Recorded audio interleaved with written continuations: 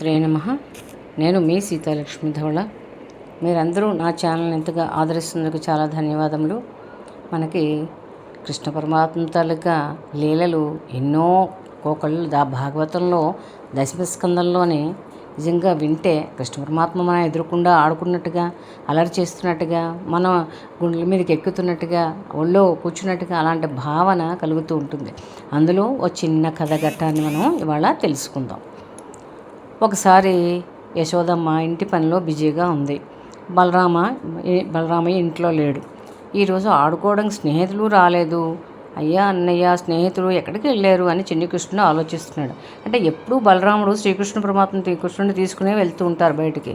ఆ రోజు తీసుకెళ్ళలేదు. తనకేం తోచలేదు. ఎప్పుడు ఏదో బిజీగా ఉండాలి కదా.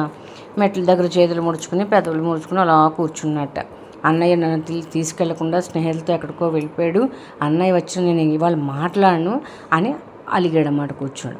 కృష్ణుడికి ఒంటరిగా ఉండడం అస్సలు ఇష్టం ఉండదు.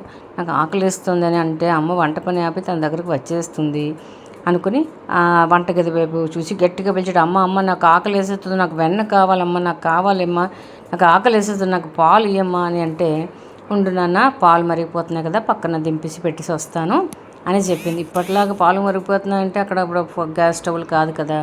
చక్కగా ఆవు పేడతో అలికిన మట్టి పొయ్యిల మీదే అన్నీ కుంపటి మీద మట్టి పొయ్యిల మీద పదార్థాలు వండడం కానీ పాలు కాచడం కానీ చేసేవాళ్ళు అన్నమాట. అయితే ఇంత దింపేంత వరకు అమ్మ రాలేదనే కృష్ణుడు గురించి ఈ లోపల ఏం చేయడమా అని చూసుకుని ఎవ్వరూ చుట్టూరు చూశాడు. ఎవ్వరు లేరు. నెమ్మదిగా గదిలోకి వెళ్ళి అక్కడ పెద్ద పెద్ద మట్టి కుండలతో వెన్నగా నిండి ఎప్పుడుగా అసలు ఆ గోకులు అంతా వెన్న పాలు మేఘలతో మజ్జిగతో అలా పాలు పెరుగుతూ నిండి ఉంటాయి కదా. అందులో యశోదమ్మ ఇంట్లో అసలు లేకపోవడం ఏంటి? ఎందుకంటే కృష్ణుడికి అన్నీ ఇష్టం కదా. అందుకని వెళ్తే ఆ పెద్ద మట్టి కుండలో బాగా నిండుగా వెన్న ఉందిట. మన కృష్ణుడు ఏం చేశాడు? ఓ చిన్న పలక తీసుకుని దాని మీద ఎక్కి చేతి నిండా వెన్న తీసుకుని నోట్లో వేసుకున్నాడు. తనకి ఎప్పుడైనా సరే కృష్ణుడు అందరికీ పెట్టి తినడం అలవాటు. అంటే అమ్మని అందరికీ చెప్పడం కోసం అన్నమాట. అందరికీ పెట్టి అప్పుడు తీసుకుని వెంటనే చూశాడు. వీళ్ళ ఫ్రెండ్స్ ఎవ్వరూ లేరు కదా. చూస్తే కిటికీలోంచి చూస్తే ఆ చెట్టు మీద కోతులు ఉన్నాయి. వాళ్ళని పిలిచాడు. ఆ కోతులు పిలవడమే సరిగా ఒక్కసారి వచ్చేసాయి. అన్ని కోతులకి వెన్నించి తాను కూడా కడుపు నిండా వెన్న తిన్నాడు. అప్పుడే యశోదమ్మ వస్తున్న అడుగుల శబ్దం వినిపించింది. కృష్ణుడు వెంటనే గదిలో అమాయకత్వంగా కూర్చున్నాడు. ఈ కోతులు వెంటనే పక్కన వెళ్ళిపోయి వాటికి సంవత్సరం చేశాడు. వాళ్ళు వెళ్ళిపోయి చెట్టు ఎక్కిపోయి యశోదమ్మ గదిలోకి వచ్చేసరికి కుండలో మొత్తం వెన్నంతా ఖాళీ. ఆమె గట్టిగా అడిగిందన్నమాట, కన్నా వెన్న ఎవరు తిన్నారు? కృష్ణుడు తన పెద్ద పెద్ద అందమైన కళ్ళతో అమాయకంగా చూసి, నేను కాదమ్మా వాళ్లే అంటూ చెట్టుపైన కోతులను చూపించేట. వారి చేతుల్లో ముఖాల్లో వెన స్పష్టంగా కనిపిస్తోంది. కృష్ణుడు ఇచ్చి ఉండాలి అని అనుకుంటూ యశోదమ్మ వచ్చిన నవ్వుని ఆపుకుంటూ కృష్ణుడు గమనించింది. అతని చేతుల మీద చెంపల మీద కూడా వెన్న అంటుకుని ఉంది. అయితే వాడు చేస్తే నీ చేతులకు ఎందుకు ఉన్నాయి వెన్న? ఎలా అంటింది? నిజం చెప్పు అన్నారు. కృష్ణుడు వెంటనే అన్నాడు, వాళ్ళు వెన్న తీసుకుని పారిపోతుంటే నేను ఆపడానికి వెళ్ళానమ్మా. అప్పుడు ఆ అల్లరి కోతులు నా ముఖానికి వెన్న రాసేసి నవ్వుకుంటూ పారిపోయి అని చెప్పాడు. కృష్ణుడి నటన అమాయకత్వం చూసి యశోదమ్మ నవ్వు ఆపుకోలేకపోయిందన్నమాట.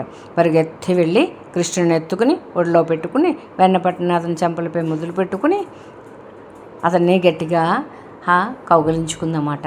అలాంటి కృష్ణ పరమాత్మ అంటే ఒక్కొక్కసారి మాయ కల్పిస్తాడు, ఒక్కొక్కసారి అమాయకత్వం నటిస్తాడు.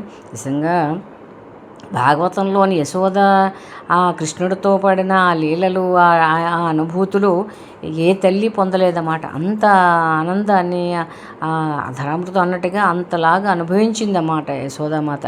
అలాంటి ఈ కథ చాలా బాగుంది కదా. ఇలాంటివి ఎన్నెన్నో కృష్ణ పరమాత్మ మాయలేమిటి, లీలలేమిటి భాగవతంలో ఉన్నాయి. మనము రేపు మరొక కథతో కలుసుకుందామండి. ఇది మీకు చెప్పే విధానం నచ్చినట్లయితే లైక్ చేయండి, షేర్ చేయండి. కొత్త వాళ్ళైతే సబ్స్క్రైబ్ చేసి మీ వాల్యుబుల్ కామెంట్స్ కూడా పెట్టండి. జై శ్రీకృష్ణ, జై శ్రీకృష్ణ, జై శ్రీకృష్ణ అనే కామెంట్ పెట్టండి.